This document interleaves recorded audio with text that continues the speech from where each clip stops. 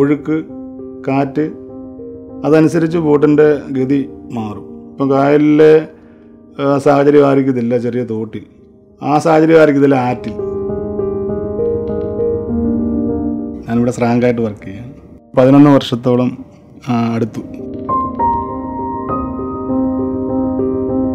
എല്ലാ രാജ്യത്തുള്ള ആൾക്കാരെ നമുക്ക് കാണാൻ പറ്റും. കൂടുതൽ ഇഷ്ടം ആൾക്കാർക്ക് ഈ തോടാണ്. കാര്യം അവിടുത്തെ ജീവിത രീതി വ്യത്യസ്തമാണ്. അതിലെ പോകുമ്പോൾ ഓരോ വീട്ടിൽ നടക്കുന്ന കാര്യങ്ങൾ, അതായത് വീട്ടിലെ ഓരോ സാഹചര്യങ്ങൾ അവർക്ക് മനസ്സിലാക്കി പോകാൻ പറ്റുന്നുണ്ട്.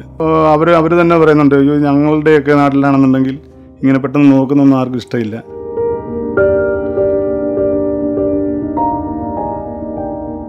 കൊച്ചിലേക്ക് ബോട്ടൊക്കെ എടുത്തുകൊണ്ട് പോകും. ഈ ബോട്ട് ഓടിക്കാനൊക്കെ പഠിപ്പിക്കുന്ന അച്ഛനാണ്. ഞാനിവിടെ ജനിച്ച് വളർന്ന് വന്നതുകൊണ്ടും ഈ ഫീൽഡിൽ നമ്മൾ ഇത്ര വർഷമായിട്ട് വർക്ക് ചെയ്യുന്നതുകൊണ്ടും ഉള്ള നമുക്ക് കറക്റ്റായിട്ടുള്ള ഗസ്റ്റിന് നല്ല രീതിയിൽ അവർക്ക് കാര്യങ്ങളെല്ലാം ബോധ്യപ്പെടുത്തി കൊടുക്കാൻ പറ്റുന്നു. ഞങ്ങളോട് വരട്ടെന്ന് ചോദിക്കും ഗസ്റ്റ് ചോദിക്കുന്നത്. ഇഷ്ടമുള്ള ടൈമെന്ന് പറഞ്ഞാൽ സൺസെറ്റിൻ്റെ സമയമാണ്.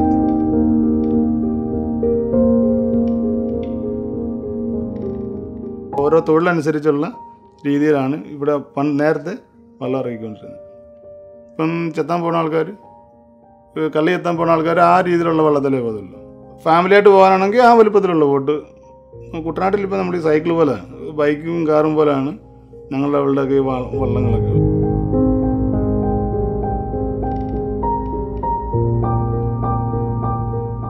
ഈ വെള്ളം ഇല്ലെന്നുണ്ടെങ്കിൽ ഞങ്ങൾക്ക് ഈ തൊഴിൽ കിട്ടത്തുമില്ല. ഇപ്പം മുന്നിൽ നിൽക്കുന്ന ഏറ്റവും വലിയ പ്രാധാന്യമുള്ള എൻ്റെ ജീവിതം മുന്നോട്ട് കൊണ്ടു നടക്കുന്നതും ഈ വെള്ളവും തന്നെയാണ്.